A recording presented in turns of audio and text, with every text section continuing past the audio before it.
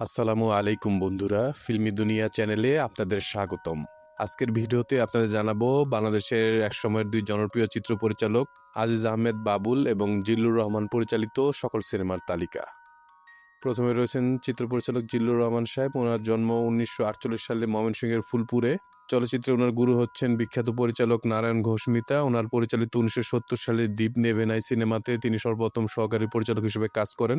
একক পরিচালক হিসেবে ওনার চলচ্চিত্র অভিষেক হয় 1985 সালে মিস ললিতা সিনেমাটি পরিচালনার মাধ্যমে। এটাতে অভিনয় করেছিলেন রোজিনা এবং ওয়াসিম। 86তে মুক্তি পায় আয়নামতি, এটাতে ছিলেন ওয়াসিম, সুচরিতা, প্রবীর মিত্র সহ আরও অনেকে। 88তে মুক্তি পায় শুকতারা, এটাতে মূল চরিত্রে অভিনয় করেছেন জাফর ইকবাল, সুনেত্রা, আনোয়ার হোসেন সহ আরও অনেকে। 89তে মুক্তি পায় আচলবন্দি, এটাতে অভিনয় করেছিলেন রোজিনা, ওয়াসিম, এটিএম শামসুজ্জামান সহ আরও অনেকে। 89তে মুক্তি পায় একটি সিনেমা তকদিরের খেলা, এটাতে অভিনয় করেছিলেন ওয়াসিম, অলিভিয়া, আনোয়ারা এবং আনোয়ার হোসেন সহ আরও অনেকে। 90তে মুক্তি পায় মোহনবাসী, এটাতে অভিনয় করেছিলেন ওয়াসিম, সুচরিতা, আব্দুল সাত্তার সহ আরও অনেকে। 91তে মুক্তি পায় বনবাসে বেদের মেয়ে জ্যোৎস্না, এটাতে মূল চরিত্রে ছিলেন সুচরিতা এবং নায়ক আব্দুল সাত্তার।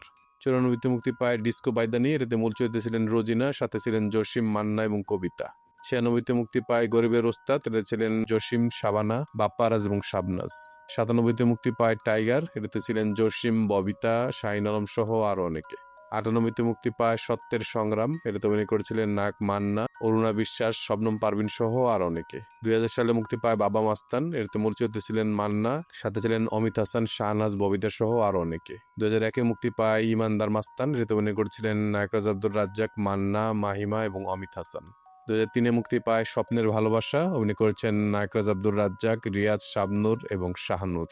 2006-এ মুক্তি পায় সিস্টেম, এটাতে অভিনয় করেছিলেন আমিন খান, পলি, সোহেল, মিশা সওদাগর সহ আরো অনেকে। 2007-এ মুক্তি পায় নিষিদ্ধ প্রেম, এটাতে ছিলেন আলেকজান্ডার বোস, শিল্পা, সোহেল সহ আরো অনেকে।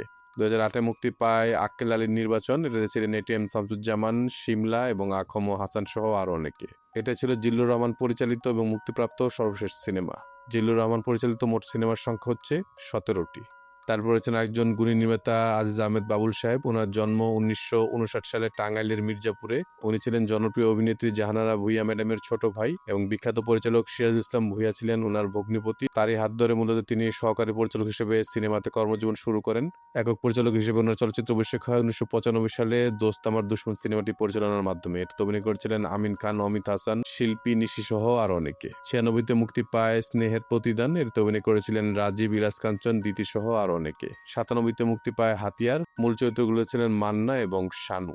98-তে মুক্তি পায় গুপ্তঘাতক, এটাতে মূল চরিত্রগুলোতে অভিনয় করেছিলেন ইলিয়াস কাঞ্চন, অমিত হাসান এবং সোহেল রানা। 99-তে মুক্তি পায় মৃত্যু কত ভয়ঙ্কর, এটাতে অভিনয় করেছিলেন ইলিয়াস কাঞ্চন, চম্পা, অমিত হাসান সহ আরো অনেকে। একই বছর মুক্তি পায় খবর আছে, এই সিনেমাটি তিনি রায়হান মুজিব সাহেবের সাথে যৌথভাবে পরিচালনা করেছিলেন। অভিনয় করেছিলেন ডিপজল, মান্না, মৌসুমী সহ আরো অনেকে। 99-তে মুক্তিপ্রাপ্ত আরেকটি সিনেমা শিবাগুন্ডা, অভিনয় করেছিলেন ইলিয়াস কাঞ্চন, মুনমুন, আহমেদ শরীফ সহ আরো অনেকে। 2001-এ মুক্তি পায় মুখোমুখি, এটাতে ছিলেন আমিন খান, অমিত হাসান, মৌসুমী, পূর্ণিমা, ময়ূরী এবং ডিপজল। 2002-এ মুক্তি পায় ভালোবাসার শত্রু, এটাতে অভিনয় করেছিলেন রিয়াজ, কেয়া, ডিপজল, ইলিয়াস কাঞ্চন এবং মৌসুমী। 2003-এ মুক্তি পায় হুমকির মুখে, এটাতে ছিলেন শাকিব খান, ওস্তাদ জাহাঙ্গীর আলম, আসিফ ইকবাল, ময়ূরী সহ আরো অনেকে। একই বছর মুক্তি পায় ঠেকাও বিচ্ছু, এটাতে অভিনয় করেছিলেন শাহিন আলম, মেহেদি, সোনিয়া এবং ঝুমকা। 2004-এ মুক্তি পায় মহড়া, অভিনয় করেছিলেন আমিন খান, জুমেলিয়া, ময়ূরী এবং সিমন। 4-এ মুক্তিপ্রাপ্ত আরেকটি সিনেমা তিন বাদশা, এটাতে ছিলেন আলেকজান্ডার বোস, শাহিন আলম, সোহেল, সাহারা সহ আরো অনেকে। 4-এ মুক্তিপ্রাপ্ত সিনেমা অন্ধকারের রাজনীতি, এটাতে ছিলেন শাহিন আলম, সোহেল, নাগমা, মেহেদি, ঝুমকা সহ আরো অনেকে। 2005-এ মুক্তি পায় ডেঞ্জার মেয়ে, এটাতে অভিনয় করেছিলেন সোনিয়া, শাহিন আলম, সোহেল এবং মেঘা। 6 মুক্তিপ্রাপ্ত সিনেমা তাকাও জনতা, এটাতে অভিনয় করেছিলেন আলেকজান্ডার বোস, শাহিন আলম, সিজার, শাপলা সহ আরো অনেকে। 2007-এ মুক্তি পায় দেখাও গুরু, এটাতে অভিনয় করেছিলেন আলেকজান্ডার বো, কলি, সোহেল সহ আরো অনেকে। এটা ছিল আজিজ আহমেদ বাবুল পরিচালিত এবং মুক্তিপ্রাপ্ত সর্বশেষ সিনেমা। আজিজ আহমেদ বাবুল পরিচালিত মুক্তিপ্রাপ্ত মোট সিনেমার সংখ্যা হচ্ছে 17টি। জিল্লুর রহমান সাহেব 2011 সালে 63 বছর বয়সে জ্বরে আক্রান্ত হয়ে মৃত্যুবরণ করেন এবং আজিজ আহমেদ বাবুল সাহেব 2007 সালে 48 বছর বয়সে ব্রেন স্ট্রোক করে মৃত্যুবরণ করেন। আমরা ওনাদের বিধি হাত্তার মাগফিরাত কামনা করছি। আল্লাহ পাক যেন ওনাদের বেহেশত নসিব করেন। আমাদের ভিডিওগুলো ভালো লাগলে অবশ্যই আমাদের চ্যানেলটি সাবস্ক্রাইব করে আমাদের পাশে থাকবেন। ইনশাআল্লাহ খুব শীঘ্রই দেখা হচ্ছে ভিন্ন সাথে নতুন কোনো ভিডিও নিয়ে। আল্লাহ হাফেজ।